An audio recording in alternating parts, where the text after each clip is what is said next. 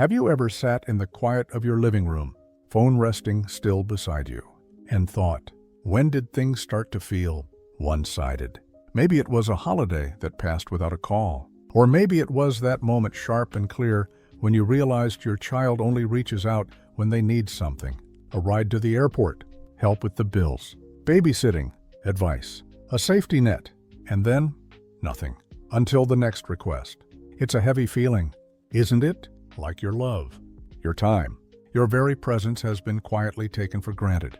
Not always out of malice, sometimes just out of habit. But that doesn't make it hurt any less. You gave them everything.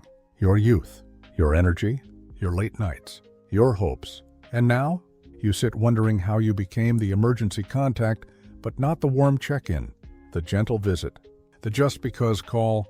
Let me tell you something right now. If you've ever felt this way, you are not alone, not even close. There are so many parents, wonderful, caring, deeply giving people who reach a certain age and begin to feel like a utility rather than a person, like a button their children press when life breaks down, but rarely a hand they hold just because they miss you. And if that's been your experience today, I want to talk with you about something important. Not how to make your children change, but how to stop feeling used. How to start reclaiming your peace, your worth, and your quiet dignity. It begins, like all healing does, with truth. There's a story I heard once about a woman named Laura. She was in her early 60s, recently retired, and she adored her 2 adult daughters. She had always been the yes parent, the dependable one. She helped with school fees, babysat the grandkids 3 times a week, and never missed a birthday or holiday. But slowly, the phone calls between her and her daughters became less about connection and more about favors. Can you watch Emma Friday night? Can you help cover this expense? Can you bring over soup? I'm swamped. And Laura always said yes, because that's what mothers do, right? But one evening, she sat on the edge of her bed, holding her phone, realizing something quietly devastating. She couldn't remember the last time either of her daughters asked how she was doing. Not really. Not beyond the polite, breezy, "How are you?" that gets skipped over on the way to a request. It made her chest feel tight. It made her wonder, was her love only visible when it was useful? That night, Laura made a decision, a small one, but it would change everything. She decided the next time one of her daughters called, she would pause, she would listen, and she would give herself permission not to say yes, not to explain, but to say, "Let me get back to you." It seems simple, doesn't it? But for someone like Laura, who had spent decades responding instantly, giving without pause, that sentence was revolutionary. Why? Because it signaled to her own heart, my time matters, my energy matters. I am not here just to serve. I am still someone with a life, a pace, a voice. And so, when her younger daughter called that Saturday, needing a last-minute babysitter, Laura smiled gently and said, "I love spending time with the kids, but I had plans for myself this weekend. Let me get back to you if something changes." There was silence on the line. Surprise, a little confusion, but something else too. The beginning of respect. Here's what we forget sometimes, especially those of us who were raised to give, to serve, to smooth over tension. Love without limits becomes invisible. Not because it isn't valuable, but because it never asks to be seen. The first step in breaking the cycle of feeling used isn't confrontation, it's remembrance. You have to remember that your needs are not a burden, that your plans, your peace, your boundaries, they are sacred. You don't stop being a parent when you begin setting limits. You start being a whole person again. And that leads to something else, maybe even harder. Stop over-explaining your no. This one can sting, especially if you're someone who's been conditioned to always soften the blow. But here's the thing. You do not need to justify your boundaries with long, winding explanations. You're not on trial. You are allowed to say, "I'm not available that day," full stop. A man named Brian once told me about the moment he realized this. He was 67, widowed, and living alone in a quiet neighborhood outside Sacramento. His son, who lived 2 hours away, would call only when something broke, a car needed repair.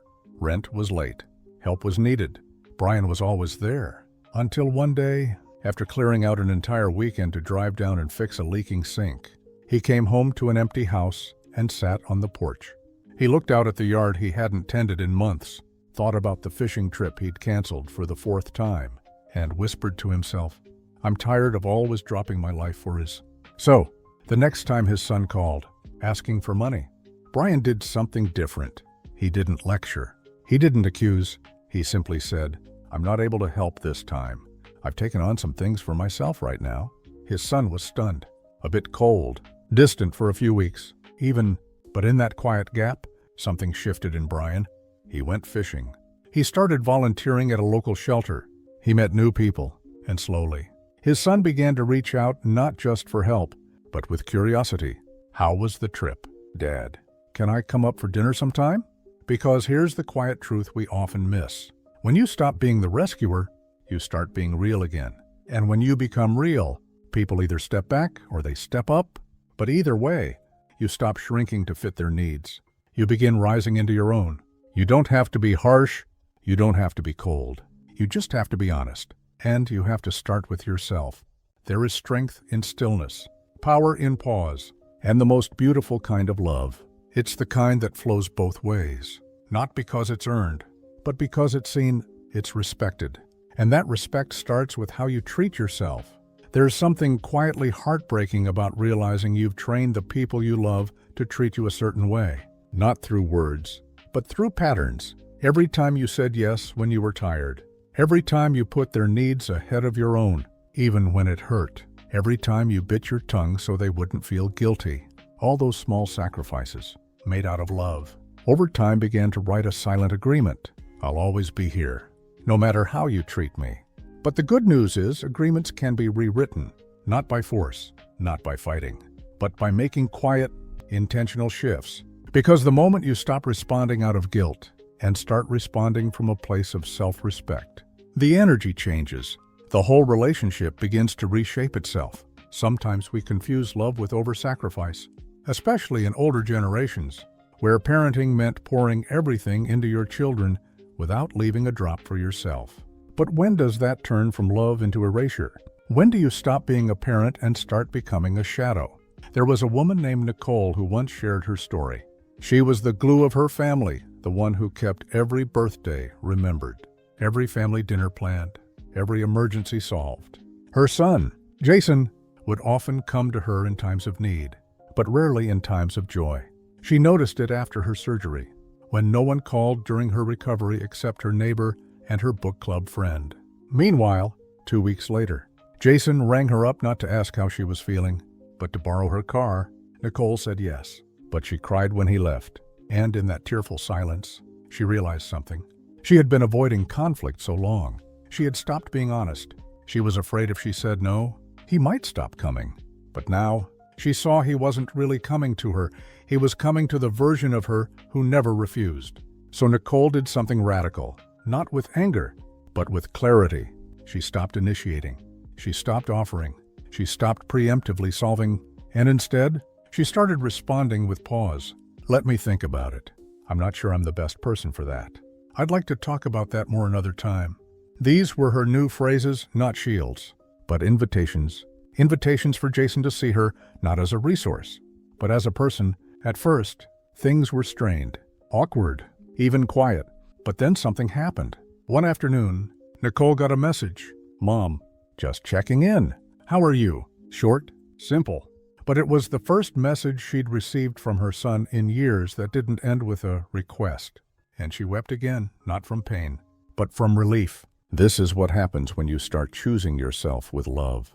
Not slamming doors, not shutting people out, but no longer dimming your light just to keep others comfortable. It's not easy, especially when you've spent decades being agreeable, patient, accommodating. You've likely told yourself, it's easier this way, and maybe it was, for them. But was it easier for you? Amber, a quiet widow from Colorado, once said it best. I spent 40 years building peace by avoiding storms, but in the process, I became weathered. That line stayed with me, because so many people, especially those over 60, have spent a lifetime keeping the peace at the cost of their own voice. And now, maybe you're wondering, how do I change that without losing everything? You begin with one act of self-honoring. Just one.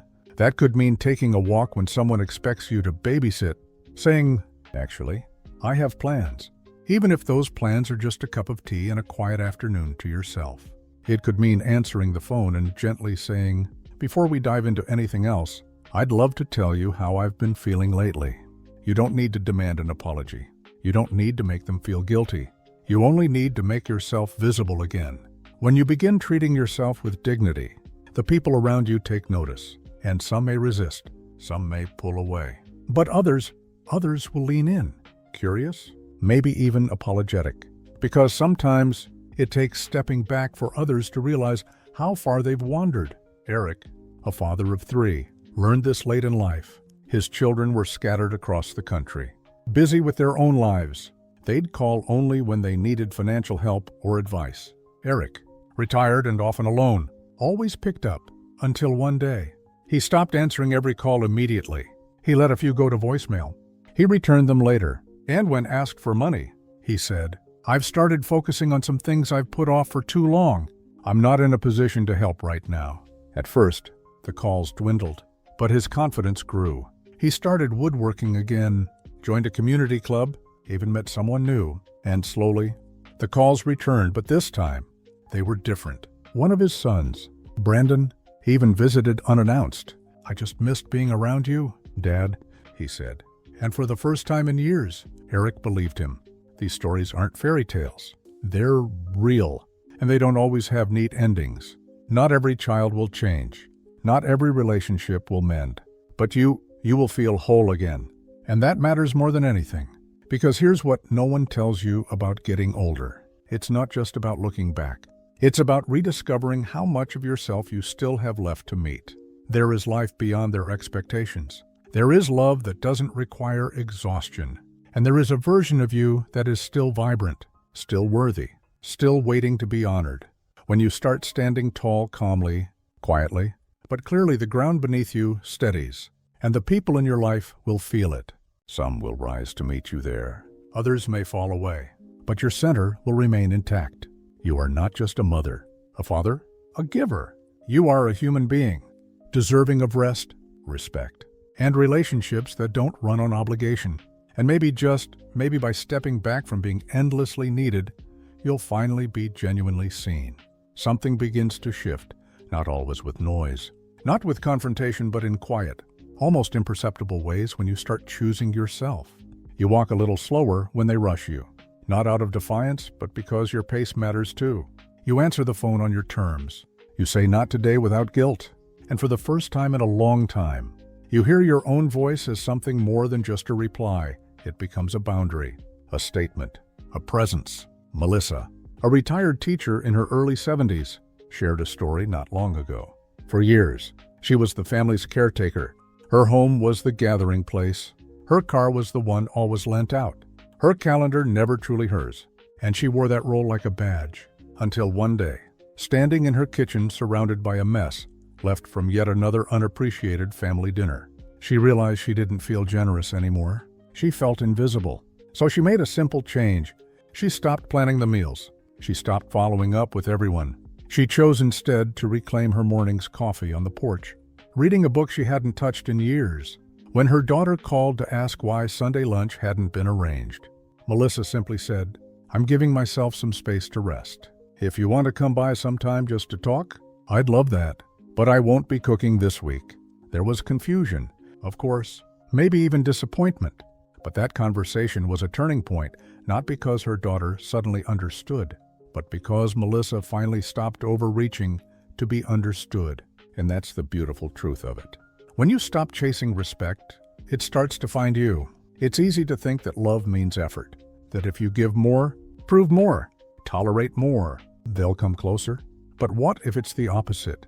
What if the more you center your life around their needs, the less space you leave for them to wonder who you are? Children, even adult children, sense energy. They know when you're giving with peace versus giving with depletion. And they also sense when something changes, not in your words, but in your stillness, when you are no longer pleading to be seen, no longer waiting to be chosen. That kind of shift, it speaks louder than lectures. Justin, a retired mechanic, once told me he spent 20 years trying to earn back the closeness he had with his son when the boy was little. He paid for school, bailed him out of more than one tough situation, and always showed up even when his son forgot birthdays, ignored messages, or only called when in need. But it was only when Justin stopped trying, really stopped, that something unexpected happened. He took up painting, not because he was good at it, but because it made him feel present. He stopped answering calls during dinner. He stopped rearranging his life to make space for a son who never asked how he was. And slowly, a new rhythm took hold, a kind of quiet joy, not dependent on anyone else's behavior, just his own choices. Months passed. Then, one Sunday morning, Justin got a call. His son sounded different, less rushed, more aware. "I don't know what's changed, Dad," he said, "but I feel like I've been missing out on knowing you." Justin didn't cry. He didn't gloat. He just smiled and said, "I've been getting to know me too." That's the power of presence. When you fill your life with things that nourish you without needing their permission, approval, or participation, you send out a message. I'm still here, still alive, still whole. And no, I'm not waiting in the wings. This is not about making your children feel bad. It's about finally releasing them from the weight of your unspoken need and releasing yourself from the weight of being needed to feel worthy. You see, the great shift that happens when we begin to age is not just in our bodies, but in our sense of identity. When the role of parent is no longer front and center, who are we? You are someone who still matters, someone who can still learn, explore, laugh, and love. You are someone with stories, not just scars, with dreams, not just duties. And when you begin to live from that place, not out of bitterness, but from grounded joy, everything around you begins to rearrange. Sometimes that means certain people drift away, the ones who only stayed close when you said yes all the time. But those who truly care, they begin to reach out not out of habit, but out of genuine desire. There's a kind of magnetism that comes with quiet confidence. It doesn't shout, it doesn't demand, but it draws people in. Because it's rare, because it's real. Tiffany, a vibrant woman in her late 60s, once started attending dance classes, something she hadn't done since her 20s. Her adult children thought it was silly at first. One even teased her gently, "Mom, aren't you a little old for that?" But Tiffany laughed. "Maybe, but I'm also too old to wait around for someone else to make my life interesting." Months later, her daughter came to watch one of the performances. She cried in the back row, not because of the dance, but because she finally saw her mother again. Not just the woman who'd always been there with soup and advice, but the woman who'd once had dreams, laughter, rhythm. That's what happens when we return to ourselves. We don't have to fight for their love. We don't have to prove we're worth calling. We simply shine, and they either draw near or they don't. But we remain whole. Either way, you don't need to be loud to be heard. You only need to stand firmly in your light. And when you do, the right people will start to listen. Maybe even your own children. But whether they do or not, remember, your life is not behind you. It's right here, unfolding gently each day. You choose to honor who you are now, not just who you used to be for them. You've earned your peace. Now let it find you. If you've made it this far with me, truly, thank you. That means you didn't just hear the words, you felt them. And maybe, just maybe, a part of you recognized your own story in the silence between them. I want you to know something. With all the softness and strength I can offer through this screen, you are not a burden. You are not invisible. And you are certainly not here just to be useful to someone else. You are here to live. There is such power in that truth. Because for so long, especially in the quiet years of later life, we're told sometimes subtly, sometimes loudly that our value fades. That unless we're busy doing, fixing, giving, we are somehow lesser. But that is a lie born of a world that doesn't understand the beauty of becoming. You are still becoming. You are becoming someone who can wake up and choose themselves. Someone who can walk outside and feel the sun, not as something passing, but as something meeting you right here, right now. Someone who can sit down with a cup of tea and say, "This is enough today," not because it fills anyone else's needs, but because it fills yours. And if no one has told you this lately, let me say it clearly. You matter. You matter in the quiet, in the stillness, in the small joys that ask for nothing but your presence. Maybe your children will see this shift in you and draw closer. Maybe they won't. But this part of your life, this chapter, is not about chasing. It's about allowing. It's about choosing to surround yourself with people, places, and experiences that reflect your worth instead of making you question it.